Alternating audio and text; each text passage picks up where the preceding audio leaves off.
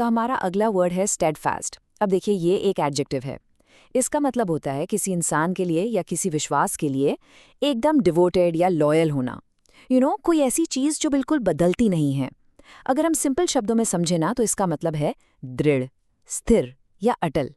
चलिए इसका एक एग्जाम्पल देखते हैं। सेंटेंस है, despite the challenges their friendship remains steadfast. इसका मतलब क्या हुआ? मतलब ये है कि चाहे कितनी भी मुश्किलें आईं, उनकी दोस्ती अटल रही, बिल्कुल स्थिर रही। सच्ची दोस्ती तो वही होती है ना, जो बुरे वक्त में भी नहीं बदलती, बिल्कुल स्टेडफास्ट रहती है। ओके, चलिए एक और एग्जाम्पल देखते हैं। यहाँ देखिए, स्टेडफास्ट बिलीफ यूज हुआ है। इसका मतलब है एक ऐसा विश्वास जो कभी डगमगाता नहीं है, एकदम पक्का दृढ़ विश्वास। तो इस पूरे सेंटेंस का मतलब ये हुआ कि वो सबके लिए न्याय यानी जस्टिस में एक अटल विश्वास रखती थी, एक ऐसा बिलीफ जो कभी चेंज नहीं हुआ। चलिए पूरा सेंटेंस पढ़ते हैं। She held a steadfast belief in justice for all. अच्छा, अब इस एग्जाम्पल में एक और इंटरेस्टिंग वर्ड है, रिजॉल्व। रिजॉल्व का मतलब होता है दृढ़ संकल्प। तो सोचिए, स्टेडफास्ट रिजॉल्व क्या होगा? बिल्कुल सही, अटल संकल्प।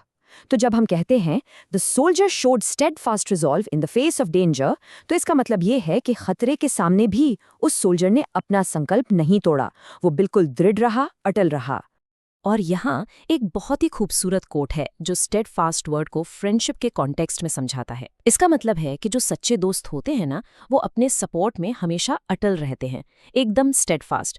वो अंधेरे वक्त में एक रोशनी की तरह होते हैं, जो हमेशा आपके साथ खड़े मिलेंगे। चलिए इस कोट को पढ़ते हैं।